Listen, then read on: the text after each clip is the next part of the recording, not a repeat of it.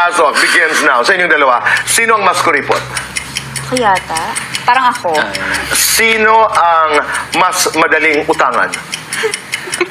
Siya Ako yan. Mas mahirap pasayahin?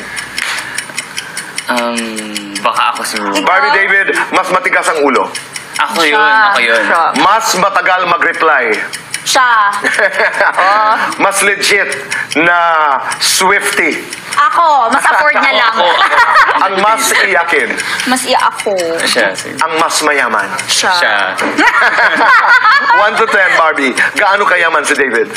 11. Uy! 1 to 10, Barbie. Gaano kabango si David? 11 din. Barbie, 1 to 10. Gaano ka-sweet si David? Hindi niya ako sinama sa Swift. Okay. 12 daw. 1 to 10. Gaano ka-cute si David? Okay. Barbie, nahihiya si David kapag Kapag kino-compliment ko siya, takot si David sa akin. Barbie, Taylor Swift song that you would dedicate kay David. Daylight. 1 to 10, David. Gaano kadaldal si Barbie? 6, 1 to 10, David. Gaano kalambing si Barbie? 10, Gaano kasipag si Barbie? 15, Gaano kaganda si Barbie? 1 to 10. 99.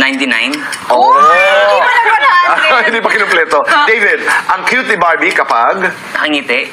natatawa si Barbie sa akin kapag Kapag nahihiya ako, nagalit si Barbie sa akin noong nung nalate ako, Taylor Swift song that you would dedicate to Barbie.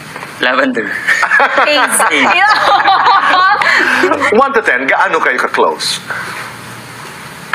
May mas close pa po ba?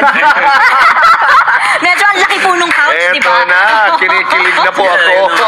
Hindi. Di ko alam. Ito na. Lights on or lights off? For the both of us. Yes. On. On. Happiness or chocolates? Chocolates. Happiness. Oh, mas brave ako. Yes. Best time for happiness? I think nighttime. Bawal ligo. Isa pa. Okay. Para sa inyong dalawa, sabihin niyo sa isa't isa, deserve mo blank dahil. Ikaw muna, David. You deserve all the happiness in the world because you deserve it. And I. Tama na, makes sense. Okay. Deserve mong maging masaya dahil marami kang napapasaya.